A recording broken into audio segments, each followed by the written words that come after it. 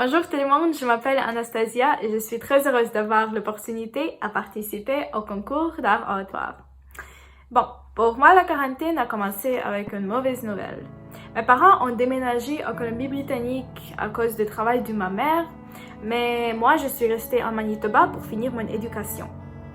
Un jour, un appel téléphonique de mes parents m'a fait savoir que j'ai dû voyager chez eux à Colombie-Britannique parce qu'il y avait une pandémie qui a commencé.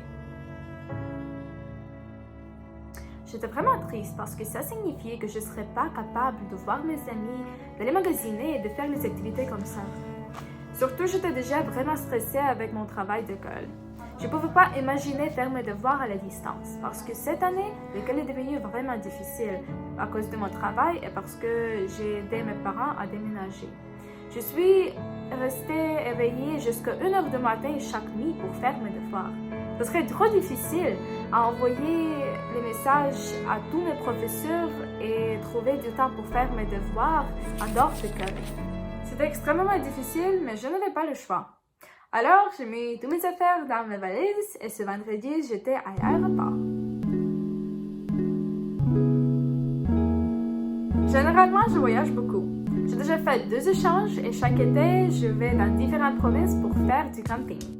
Alors, l'aéroport est devenu comme une deuxième maison. Mais je n'ai jamais vu l'aéroport comme ça. Il n'y avait personne. En général, l'atmosphère était juste un peu différente. Bonjour madame, j'aimerais avoir un cappuccino s'il vous plaît. Oui, ici madame. Oh, merci.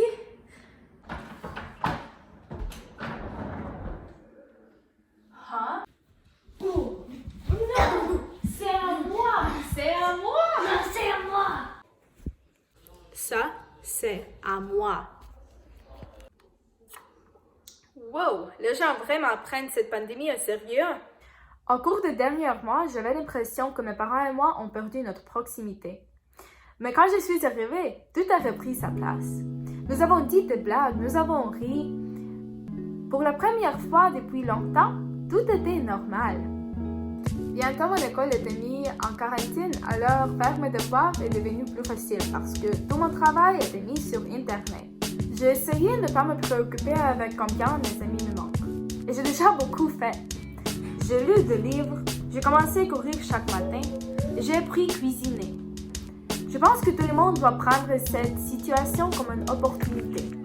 Comme une opportunité de découvrir soi-même, comme une opportunité de s'améliorer et comme une opportunité de faire toutes les choses qu'on voulait faire toute sa vie, mais jamais avait du temps. Merci beaucoup pour m'avoir écouté. J'espère que vous restez en bonne santé et bonne chance à tous les autres participants du concours d'art oratoire. Au revoir!